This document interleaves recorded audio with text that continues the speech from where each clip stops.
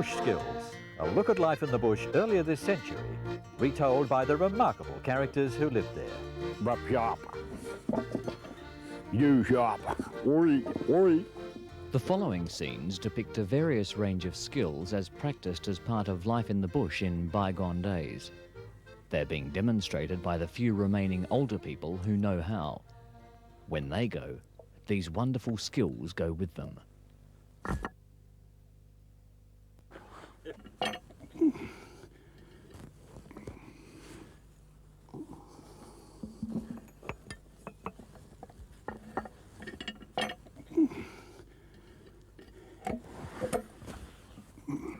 Fortunately, in their own words, you're about to see these real people enacting their trades, as was their usual practice in the past.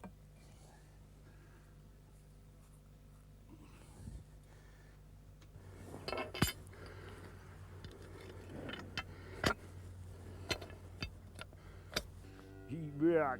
Come on. Come on. Oi. Oi. Bullock drivers control and direct their animals by voice only and the occasional flick of the whip. Much patience and skill is required to train these animals to respond without using reins, and a wonderful understanding develops between man and beast. Oi. Whoop.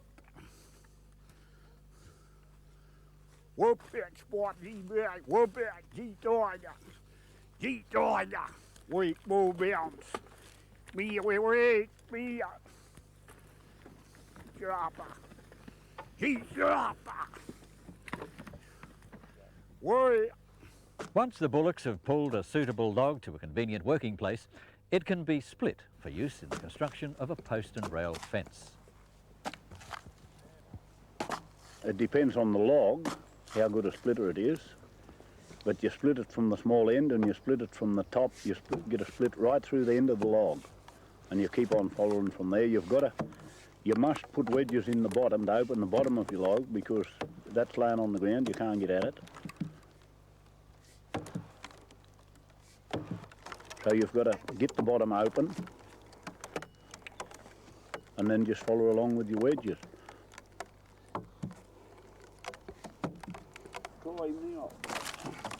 Oh, you've got a lot more power than me.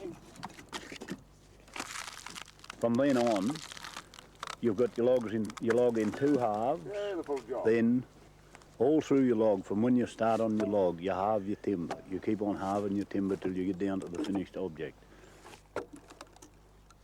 Your heart is waste timber, that's thrown away.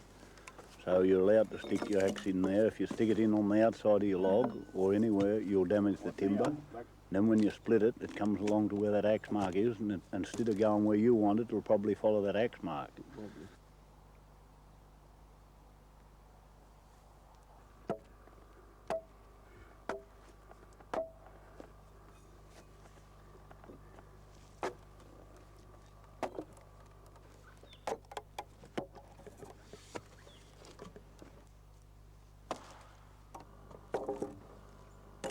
I prefer the adze for doing rails. You can do them with axe, but you've got to have something to hold them if you do them with axe, because you want your rails sitting up on the edge. With the adze, you do them on their flat, so therefore they stop in place better. If you use a adze and you point it towards your legs, you'll cut your leg for sure. You mightn't cut it today, but you'll cut it tomorrow. So you don't stand with your legs in front of the adze. You always give it room to go through between your legs or past outside of your legs. But a little chip will get stuck on the blade, and instead of biting into the wood, it'll just skip off the wood into your legs. So you don't hit it towards your legs.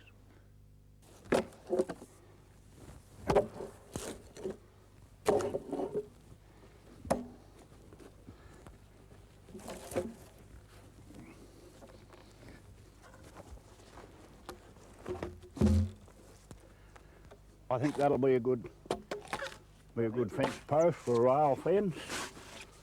It's supposed to be 7 inches wide. This one's a little bit wider, but that doesn't matter. I think it'd be quite a good post. Take a little bit off there.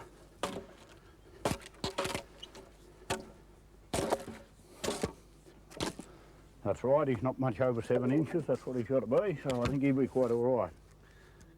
Before erecting a post and rail fence, the posts have to be bored and mortised out, enabling the rails to be neatly fitted. The post's got to be held solid so that he doesn't move about. You can't bore him if he's jumping about. 2 little screws here to tighten him up. I think that'll do. Now we'll slide him back.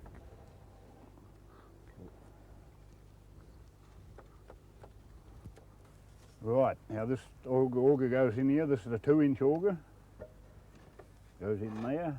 And I'll tie this little thing down to hold him down so that he don't jump about. Now we proceed to bore the hole.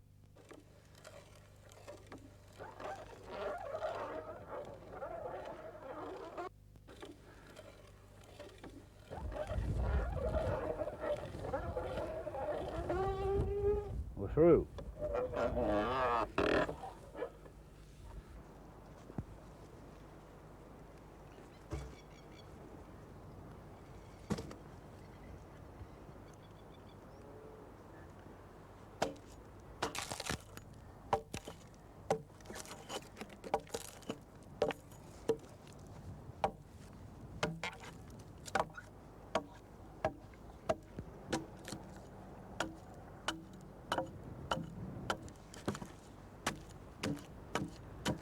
Yep, I think that'll do. The hole is dug neatly and square down the side, just big enough to enable a rammer to work between the post and side of the hole.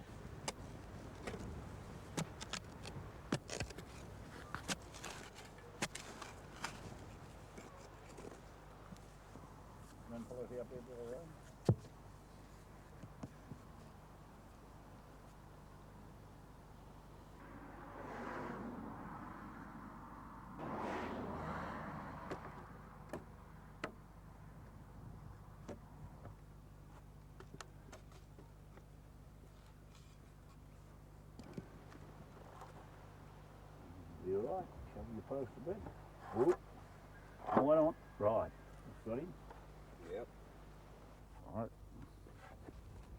Whoop.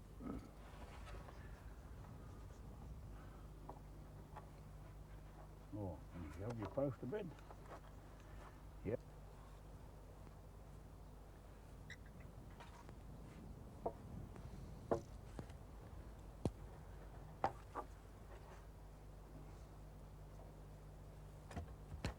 Each rail, Yep. he's got a taper, but he's also got a shoulder on him, and when you put them in the post, they wedge up together and they're tight. That makes them tight when you wedge them in the post. Right, now we're going to take the bottom of the post back in there a bit. Yep, I think that'll do. You all right? Just shove him away from you a little bit. Whoa, too much. Whoa, just away from your faction. Whoa, beautiful. That's right. Got to put these chocks in here to push the rail over on the post and lead you the hole, like that. Another one goes in there.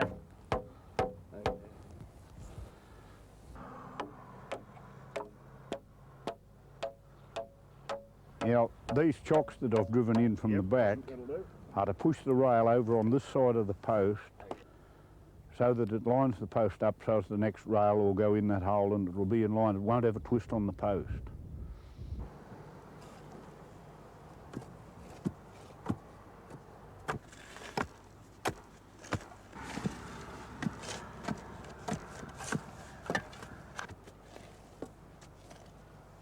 Now that looks good. You can see this fence on Claude Road near Sheffield in northwest Tasmania. Snaring was one of the traditional bush skills and involved setting snares, making the snares themselves, and drying and preparing skins. Snaring is now totally prohibited. However, years ago, it was an important traditional winter occupation, providing a livelihood for many country families who used the meat and received the money from the sale of the furs. Oh, you got to run up, see where he goes up? See where he's tore all the bark off? And what do you put the pole up for? For him to run up. I've got to cut a little peg to go in there now. And I'll set the snare on it. I'll put this peg in here to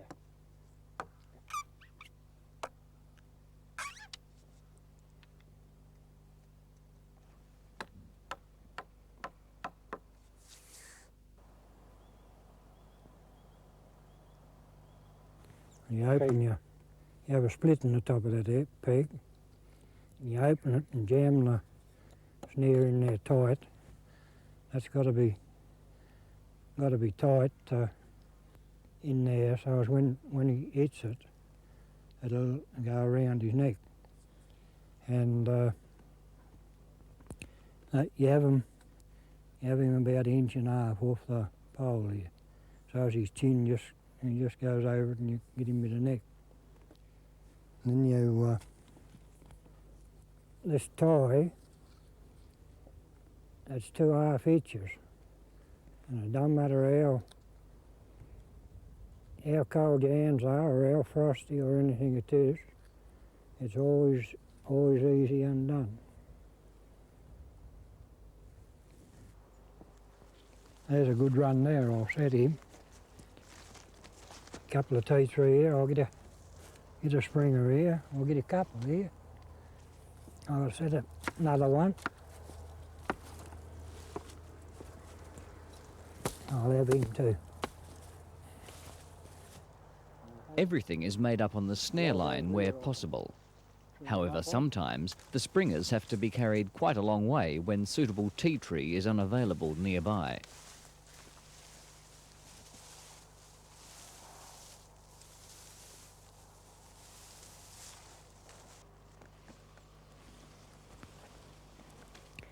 He's a bit long for a springer. I'll get a couple of pegs out the butt of him.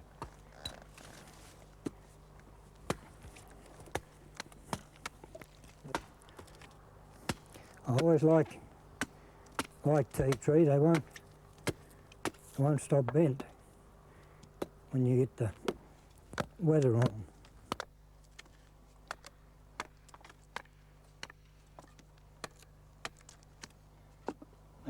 I reckon a man that they call those. And I reckon any man that can average his 50 a day, he's doing a pretty good job. Just to cut your springers and do the lot.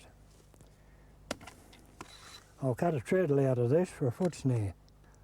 All these snares I'm going to set, there's probably a half a dozen different ways of setting them. You always cut him off where he's got a little fork on him or a sprout or something, and then when you tie your snare on him, he's got something to stop him from slipping off. Now I'll drive him in here, drive my peg in.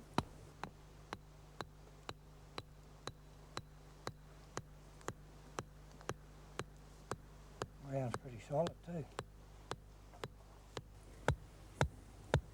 You have that down 2 fingers, top of that niche, look. So as when you put your treadle in, you've got clearance all the way underneath. That's your treadle. It's most important that you got him nice and clear, and you have him trim a bit off him so as he slides up and down your peg nice and free.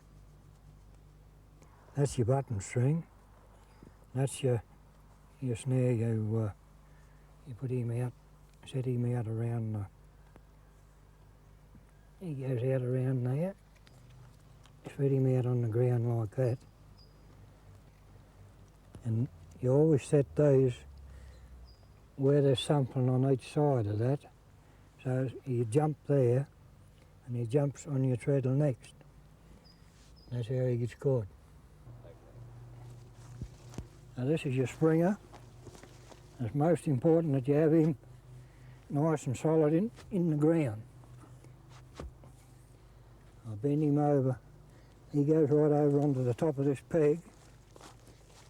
I'll tie my button on. That's done with those 2 half niche knots what I told you about before. You just bend him down and put him down there. And that's him. You tie your snare on then, and that's done with the same knot, the 2 half hitches.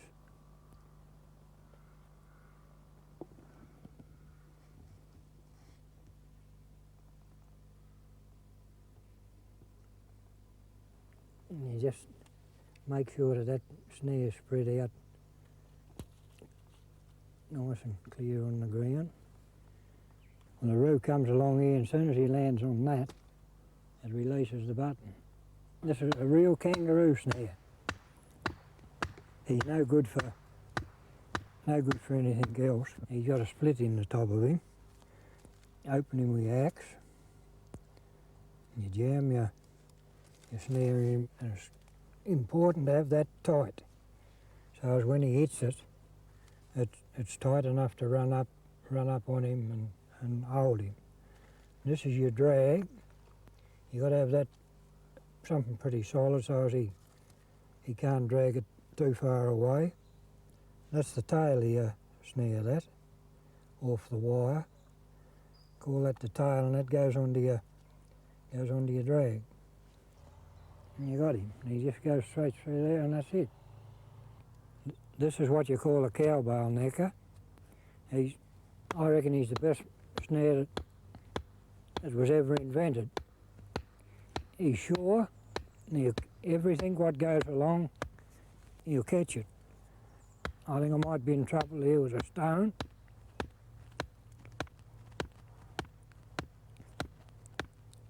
Yeah, you're right. And in the snow, you don't have a lot of trouble with them in the snow. Foot snares and that, you get a lot of trouble with brung snares. But with these, you don't have a lot of trouble. That's your snare again. You run him through the eye. They're all old genuine M snares, they are. You can't buy that now. You loop him, put a loop on him, and that's your head stick. He goes on your head stick. Run him along the top of your head stick, and he goes in there like that. And that's him. Bring your springer down, tie him onto your springer. And that springer on a necker, I always like them to go right across the top of those pegs. And that makes it more, makes a game or anything, it's got a bob under that then. And you go straight into the snare. Half inch knots again. And that snare there, that's the most important thing on this snare, is to have that pulling straight. It's got to pull straight up.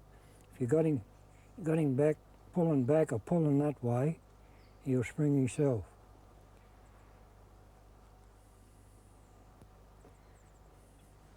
He goes along there, and when he hits the bottom of that, up she goes. The snarer's life is hard.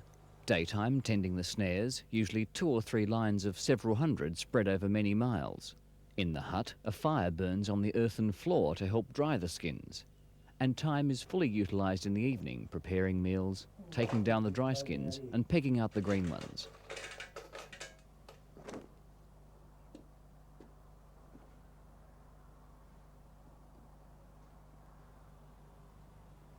He put his front legs up first, about 9.5 inches apart, or 10 inches a big one.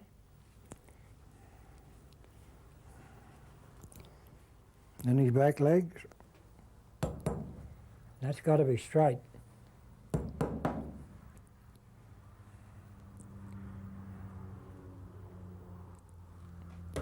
Same down that side.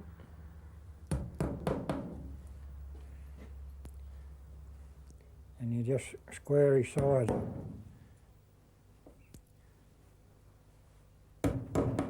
Now you pull his head up.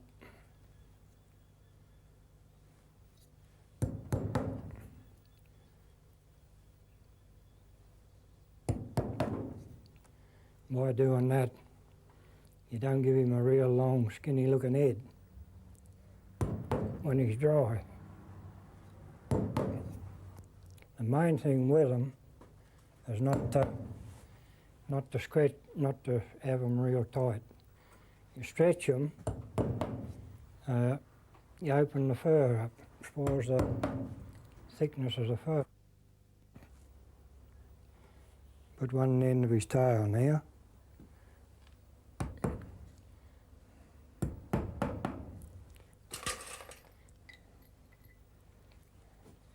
And up his behind, open his tail out so as he'll dry out well. A lot don't do that.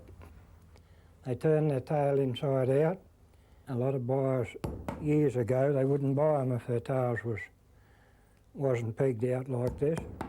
And now they prefer them with their tails turned inside out. But I still peg them the old way. And you've got to take all this loose fat and meat off. If you don't, when they put them in tan, if you left that on there, that won't dry under there. When you put it in tan, all the fur will come out. That's not bad. Put in your pot of stew. This is what you cut off. Gives it a bit of extra flavour. When dried, the skins are usually first threaded onto a wire back to back to complete the drying process before being stacked. That's the old type imp we used to use. We used to put 6 balls of that in a billy can, and you'd have your 6 strands out and you'd run them out to your machine and double it. Well, now you can't buy that. We haven't been able to buy that old type for years. But I got some here, and there's 5 strands of imp in that one single strand. Well, we'll use that.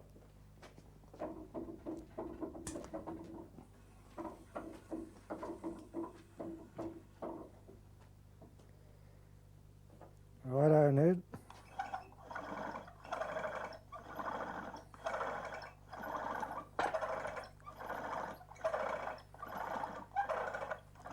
Go as fast as you like with it.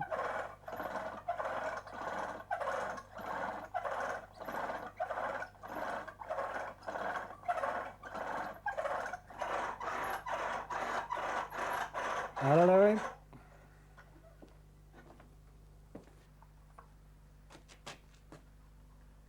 That's half your snare. Now I'll just run this up myself.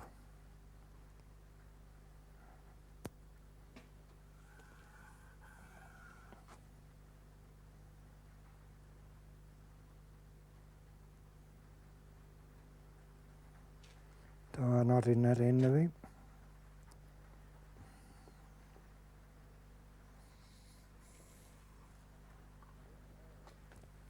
Now this eye, it's an old eye, what they call the bowline knot. And there's a lot of people I've tried to learn to tie it, make that, but there's not too many can tie that knot. And that's your wallaby snare. When you get 50 or 100 of them made, you get a kerosene tin and you put a bit of celery bark in them and boil it and wait your dish and put that in celery bark while it's warm. got to be dead cold. If you put that in celery bark when it's warm, you get over that and just pull it all, rots it. Yes. But with the celery bark, it makes that nice and tan. It's beautiful stuff to tan with. That snare, if he was left like that, well, firstly he frightens the game for more than what this one would, because this one's dark. But he'd last perhaps 5 or 6 years like that.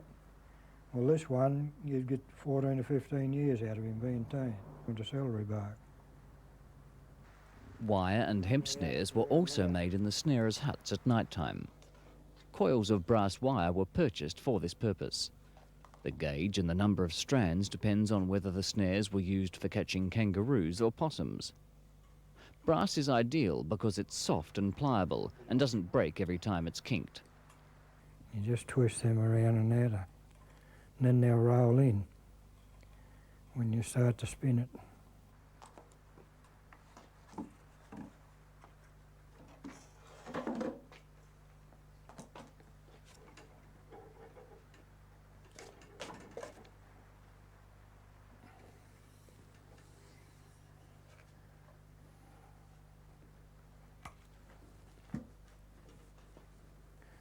That's that.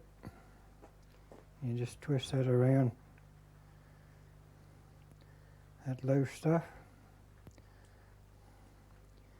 Twist that around the end of him there.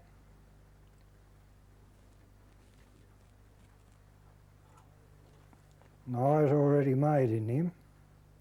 Just open him a bit and he goes back through there, and there's your wire snare. Snarers took great pride and spent much time in the preparation of their furs for sale at the end of the season. There was keen rivalry, each snarer wanting to have the best. This is the best fur of the lot. This little fella, he's a little wallaby. I'll give him a bit of a rough brush up, and look at the tip on that. You see the tip, how the tip shines on that?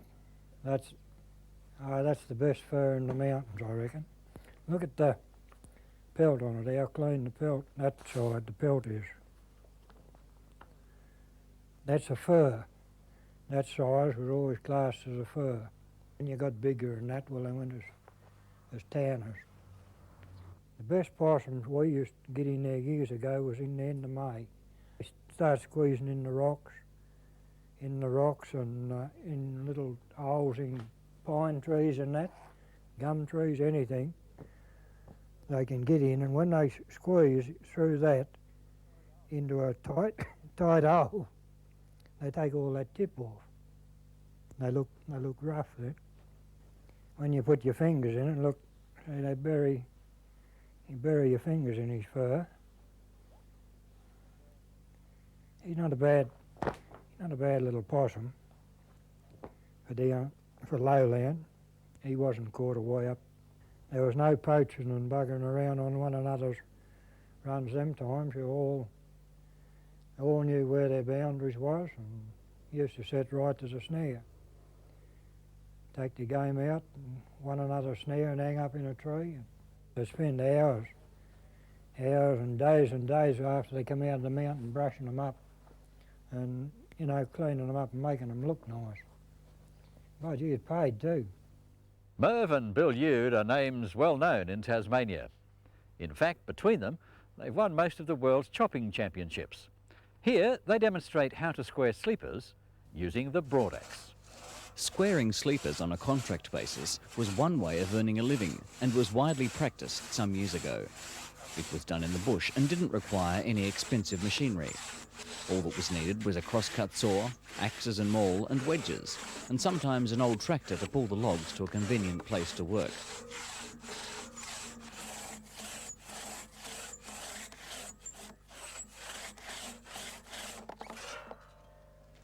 Logs needed to be straight-grained, even in size, and usually not too big so they could be easily handled. They were halved or quartered to get sleeper size of 9 inches by 5 inches and 7 feet long. As is usual, the log is opened with wedges from the small end, care being taken to ensure that when the log opens, it runs straight, thereby not spoiling the next billet.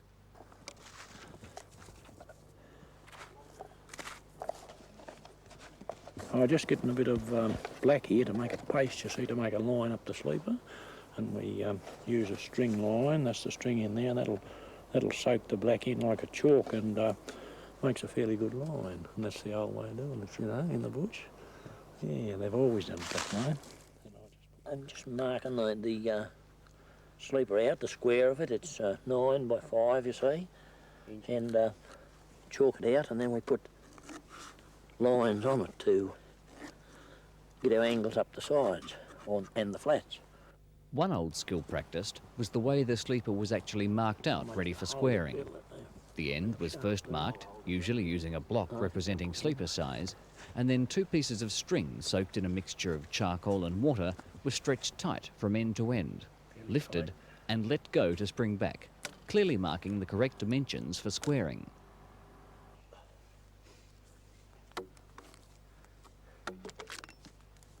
With the billet lying firmly on a solidly constructed platform and clearly marked, an axe is used to notch the edges and roughly trim off the surplus wood. This is followed by the broad axe, which, because of its shape, enables its operator to quickly square off its edges with a smooth finish.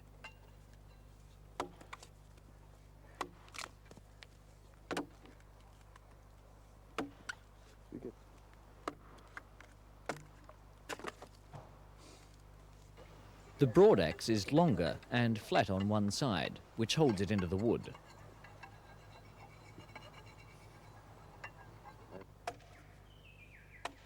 With the squaring axe, they're offset so that they protect your knuckles when you're squaring down the side of the sleepers. You don't knock your knuckles.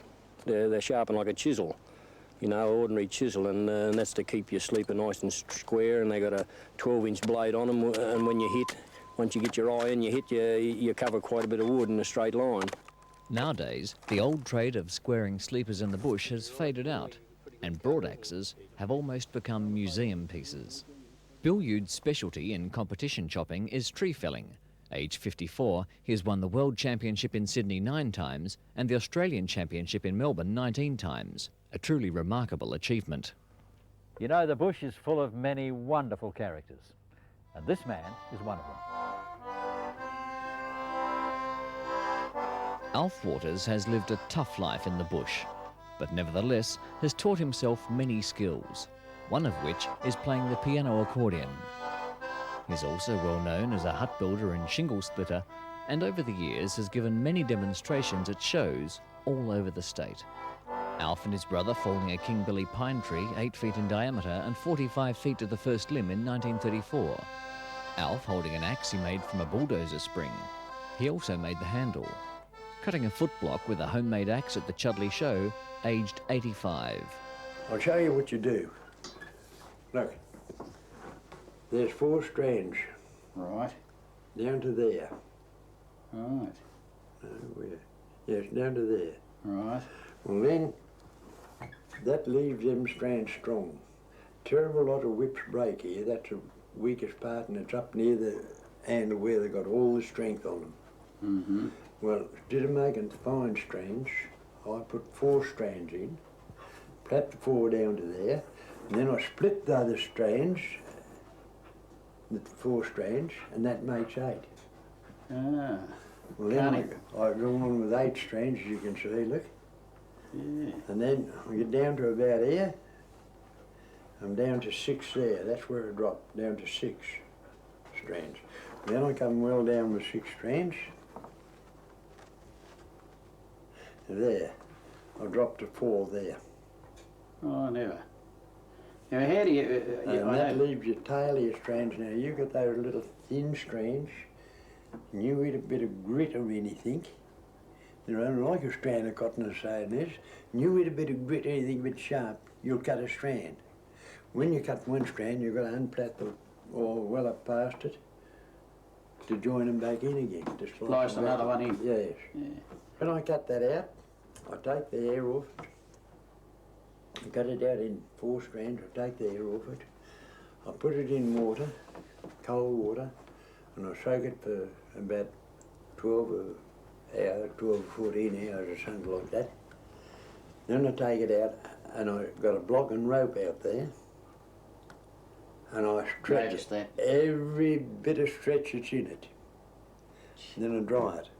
Then I take it, you go over to the fence, I've got a flat file rope with a post, and I rub the strands off and take round it and take the flinching off. Rub the flinching off. Then I pair my strands to what I want them and go and platen. I like for the tail, right on the fine tail, get the fat doe skin, they're the toughest. Or a fat wallaby skin. A fat wallaby skin's tougher than a roo skin. Is it? And if you can get a cat skin, he's tougher than a wallaby skin. Just do an ordinary cat. With paling knife, axe and Tango his dog, Alf Walters, shingle splitter, snarer, track cutter, hut builder, whipmaker, bootmaker and blacksmith. Prisoner of war Singapore, a remarkable identity. In days gone by, bushmen had to be able to split timber for many uses, including shingles for roofing. But first, they had to find the right tree. Some idea of whether a tree will split can be assessed by the look of the bark and the limbs on the head of the tree. A likely tree can be tested. Well, you take the bark off and you split it like that. And if it splits, the tree's good. And if the bark don't split, and the tree, see the flat in that, that's no good. But you mustn't chip the tree because it ruins the wood, lets the grubs in, and then the fire gets into it. You just take a bit of bark off like this, and that don't interfere with the wood. This is a far better tree, this one. You see how the bark splits? Well, the wood splits. And that's why you don't have to chip the tree. Having selected a good splitting tree, it's fallen and blocked up into appropriate lengths, depending on whether posts, rails, palings or shingles are required. A narrow long blade on a strong handle is used for splitting. This is tapped into the wood using a wooden mallet, which doesn't damage the paling knife. For shingles, the block is split into convenient-sized billets for handling. A suitable support is made to hold the billet while being split. The shingles are then peeled off using the handle of the paling knife as a lever.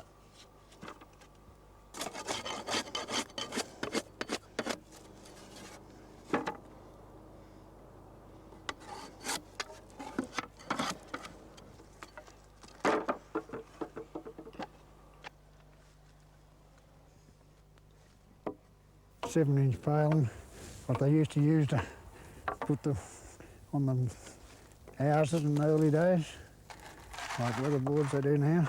Fence ones are narrower ones. You got to get it fair halfway, of course, fair across the grain.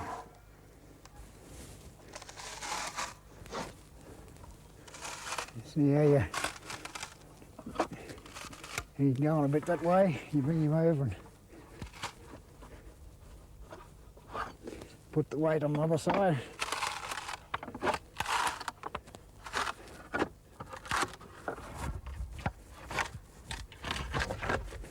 And that's brought him back to the size.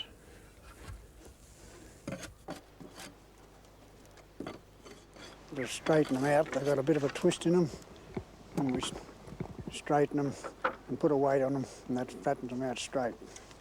What sort of weight? Does the weight of them hold them down themselves? No, you generally put a post or something on top of them, just a bit extra weight and it brings them out straight.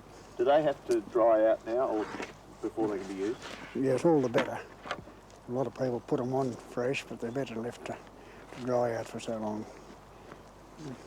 How long should they last for, untreated? Oh, well, anything up to 100 years. Well, bushmen had to be able to turn their hands to many tasks. Here, Henry Steers shows us his skill in the blacksmith shop. Years ago, before the days of gas and welders, most large properties of necessity had a blacksmith shop where general farm smithy work was done. This could be sharpening tools, fitting horseshoes, making gate hinges and general work to be done using the forge. Yes, it's got to be that nice bright colour, more than a red. A deep red is not quite enough. Then if you get it too hot, it'll go white.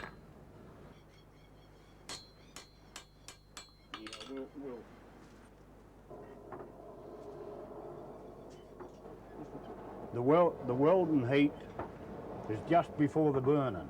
Just before it starts to burn is the welding heat. It's got to be very, very hot to weld.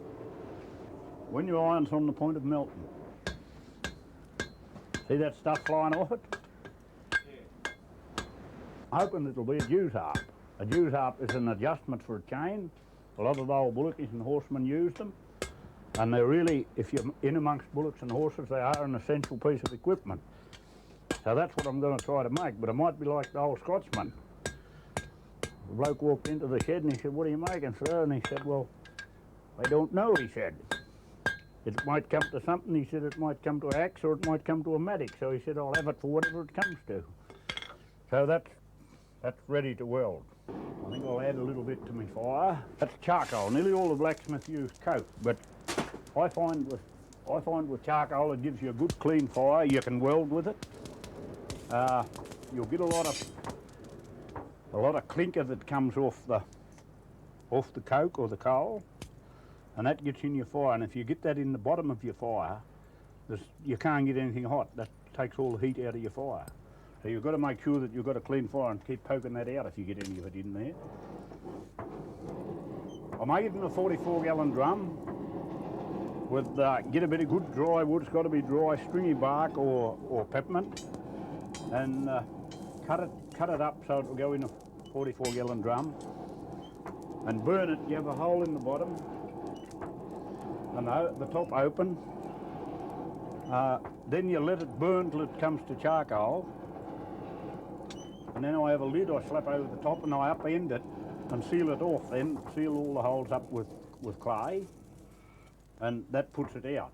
But you've got to, there's a knack in doing that, you've got to know when to seal it off, because it won't burn anymore if your wood's not all burnt. Well, when you seal it off, there won't be any more burn. But it's quite an effective way of making charcoal.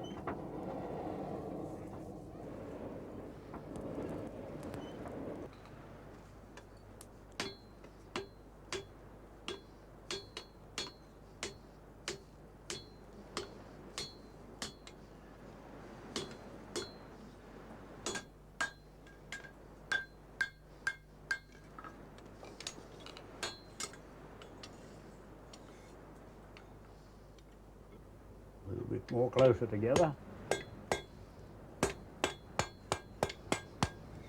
There we are. That is what we call a juice harp.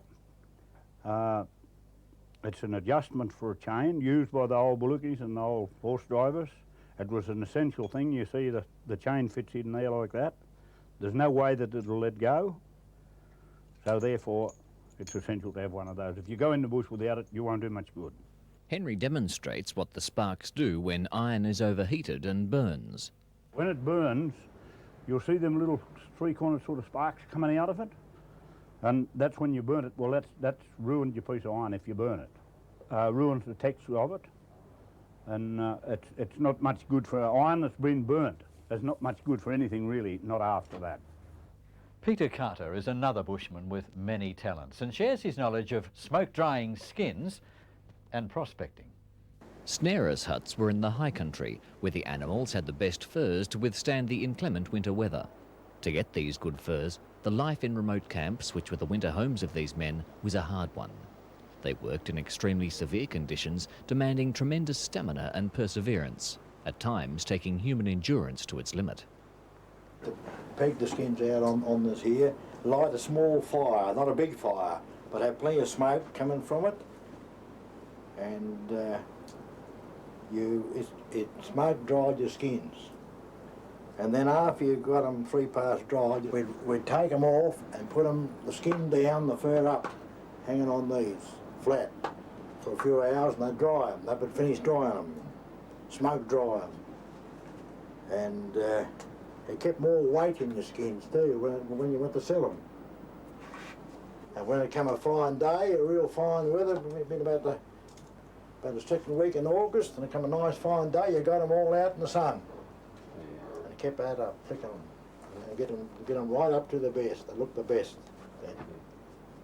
But this is the only way you could do it, and I don't think there'll be another old drying shed left in the state. And I tell you what, we all had yellow hair from the smoke. Our hair went yellow, you could always pick it out. You search your river bed for any ironstones or quartz or sand. Now, there's an indication of the mineral in this stream. Well, this here is the sulphides of lead and silver, old sulphides, and it all mixed together. On this side here, there's a small seam of fine gold. And here is the ironstone, which that are very important to look for. Rusty ironstone, it's a great indication of metals. The first thing you done all for there was search your creek beds. First your streams, all streams, small ones, how big they are, for gold. And when you got one with it in, you knew, you followed it, it come from somewhere. And then you come onto the outcrop. And I walked up Southwell Creek till we come onto the outcrops of it, of this Southwell Creek, which was on the Mount Charter. It wasn't named the Hellier then, it was named the Macintosh. And half those creeks weren't even named at all on the Mount Charter. But the creeks was an indication of your ore body. On the Mount Charter, this is what I come up with. And I found this reef over about 25 years ago. That's the lode, and this is the indication of the sulphates and iron. Right. Now I'm looking for the gold, what's in the rock, by breaking this corner up.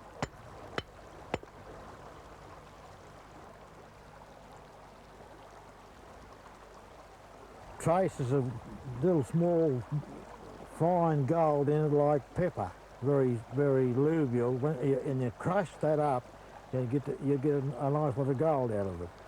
Well, as you go, you rub your hand, you throw all the rubbish, what's so good out of it, like that.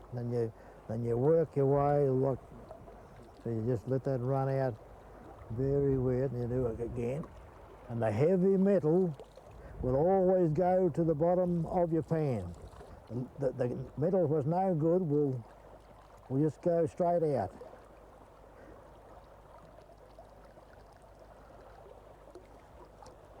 And you keep putting it out and putting it out and putting it out.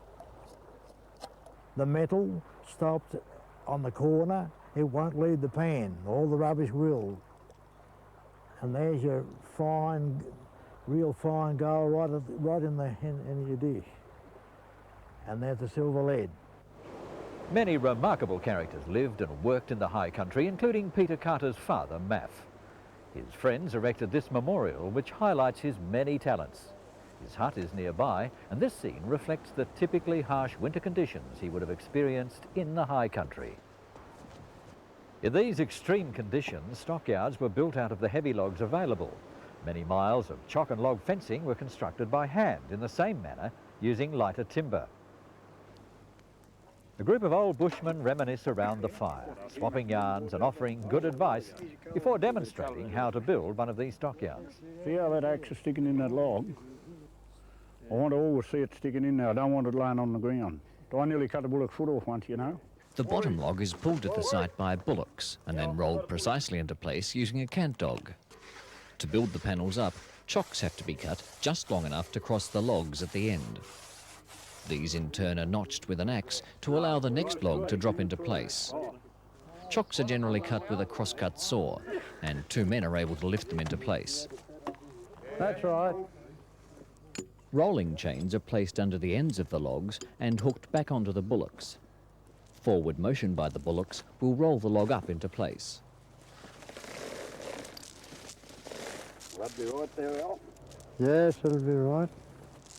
The bullocks need to be backed close to the panel on the opposite side to hook the chain on, and there needs to be plenty of room for the animals to move forward, enabling the log to be rolled right up into its place on the panel. Care must be taken to guide the log up the skids evenly. As the bullocks move forward with the chain attached, the log rolls up the skids. Great control is needed to prevent the bullocks from pulling the log too far. If one end of the log is thicker than the other, it will gain, and the small end is barred forward to catch up. Whoa! Beautiful job.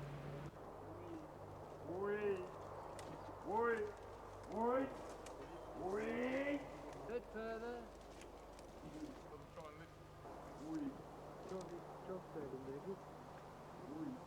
He'll drop in, won't he?